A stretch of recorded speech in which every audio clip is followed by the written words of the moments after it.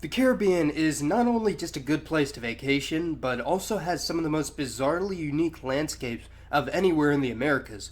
Take these small islands off the coast of Venezuela, for instance, which, when glancing at a map, you could be forgiven for simply assuming that they belong to the South American nation. However, they're actually a part of the Kingdom of the Netherlands, almost 8,000 kilometers away.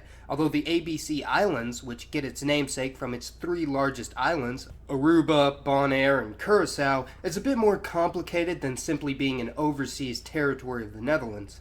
The island chain is divided between the three territories, as mentioned earlier, although not quite in that order, unfortunately, with Aruba being the westernmost and smallest of the islands in land area, although second in population at around 100,000. Curaçao is in the middle of the three and has the largest land area and population at around 160,000, while Bonaire in the east is the smallest of the three in population at only 20,000, although has a slightly larger land area than that of Aruba.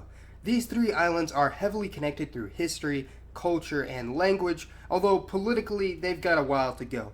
The ABC Islands, like virtually every other island in the Caribbean, used to be owned by Spain, seeing how they were the first European power to start colonizing the Americas, but before the Spanish had arrived, all three islands were inhabited by an Amerindian group known as the Arawaks for at least 500 years before the arrival of the Spanish, and migrated north from Venezuela following Carib expansion to the south, who are another Native American group that went on to settle many other Caribbean islands in the Windward Antilles. When Spanish explorers first arrived in the islands in the early 1500s, they declared them to be under the Spanish crown as Nueva Andalusia and captured nearly all the native Arawak people to be sent to work as slaves in the copper mines in the Dominican Republic. Although it's uncertain what percentage of Arawaks died of the harsh conditions in the mines, the natives that did survive were allowed to return back home to their respective islands after the mines were stripped bare. The ABC Islands were administered by the Spanish under the Viceroyalty of New Spain, along with areas such as Mexico, Central America, Cuba, Hispaniola, and Venezuela. However, the islands were used far more by the Portuguese, who established ports and traded with the Arawaks, who they had surprisingly good relations with.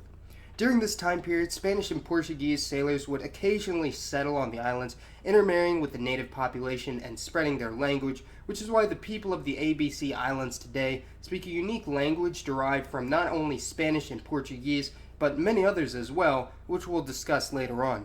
In the early 1600s, following the 80 Years' War between Spain and the Netherlands, the Dutch West Indian Company invaded and conquered the three small islands from Spain, installing their own government centered around Oranjestad in Aruba. Shortly after occupation, the Dutch West Indian Company began bringing in slaves in large numbers, either to be exported to nearby Dutch Brazil or Dutch Guyana, later to become Suriname, or to be used in plantations within the islands themselves, mostly Curaçao and Bonaire, as Aruba's climate was unfavorable for large-scale plantation systems. Dutch colonists began to settle on the islands, mostly in Aruba, and frequently mixed with the native Arawak people there, while Curaçao and Bonaire were quickly flooded with African slaves, with the native population on those islands plummeting due to the increased competition and new diseases. Migrations between the three islands was common, although they also experienced migration from the mainland of South America as well, with Venezuelans and Colombians occasionally setting on the comparatively much more affluent islands. The last major shift in colonial history occurred when the British momentarily forcefully obtained all three islands for over a decade during the Napoleonic Wars, and during this time period a handful of British settlers moved to Bonaire, although the islands were returned to the Netherlands in 1816. These events have all forged the identity and demographics of the modern ABC Islands, seeing how, although they have swapped colonial hands quite a few times during their existence, they were always interconnected and shared a common history. Today, the people of Aruba are predominantly a mix between Amerindian and European, with a small amount of African DNA, with most of their European ancestry coming from the Dutch, Portuguese, Spanish, and English. Most people on Curaçao and Bonaire are mostly African, with significant amounts of European and Amerindian admixture, although on all three islands there are minorities of pure-blooded Europeans from the colonial era who are mostly Dutch, although most Dutch people on the islands are of recent immigrant descent. Others of European descent from the United Kingdom and Italy have also settled on the island in recent times, with there also being a growing community of Americans from the United States. The islands are also home to some of the earliest Jewish settlements in all of the Americas, with Sephardic Jews from Spain, Portugal, and the Netherlands having impacted the island since the early 1600s, and although today they form only around 2% of the population, they have had a significant influence on politics and architecture. Because the islands are fairly economically prosperous when compared to the surrounding regions, there's also been a large influx from other Caribbean islands, especially Haiti, the Dominican Republic, and Jamaica, with the largest foreign group in the islands actually being Latin Americans from South America, especially Venezuelans, seeing how the islands are less than 100 kilometers away from the Venezuelan coast and lie within the same archipelago as other Venezuelan islands in the Leeward Antilles, such as Margarita Island, which has almost 500,000 people. There's also been a small amount of migration from Asia, both historically and in recent years, with there being small communities of Arabs, mostly from the Levant, Chinese, Indians, and Indonesians from Suriname and the former Dutch East Indies. Fascinatingly, as mentioned earlier, the majority of these three islands speak a Creole language known as Papiamento, which is very hard to classify, seeing how it's one of the few languages that has such a diverse range in vocabulary sources. For instance, to say thank you in Papiamento is donkey, which is derived from the Dutch donkia, while the word for food is comida, derived from the Portuguese and Spanish comida. Other words come from English, Italian, Carib, Taino, or even various native Bantu languages from the regions of Africa that the early African slaves were brought from. Papiamento is one of the most extensively researched of any Creole language because of its unique origin, and the language has official status on all three islands.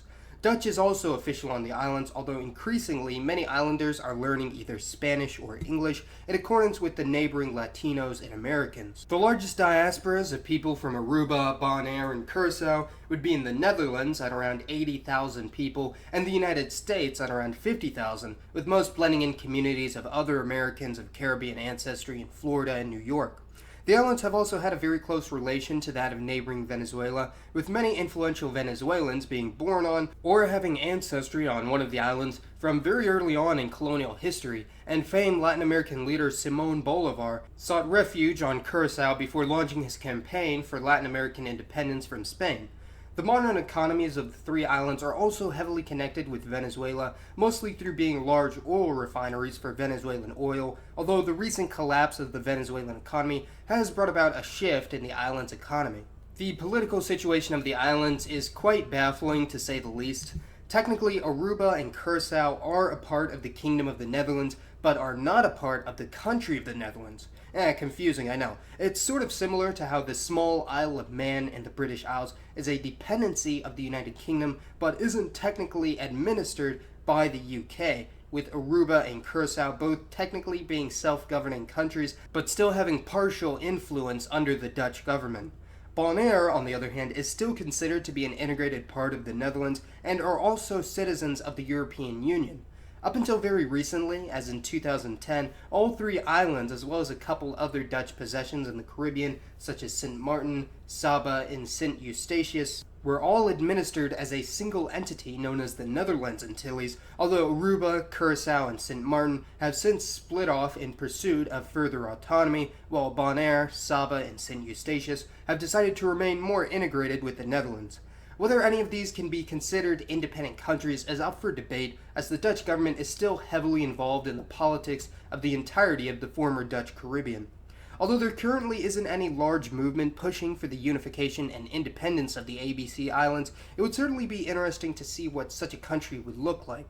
If combined, the islands would have a population of nearly 300,000 people, around the same as the fellow Caribbean country of Barbados, with a land area of 900 square kilometers. Its economy is growing rapidly, with many Dutch and American retirees and families moving to the island, and today the total GDP of the three is around 7 billion, which is about the same as the former Dutch colony of Suriname to their east.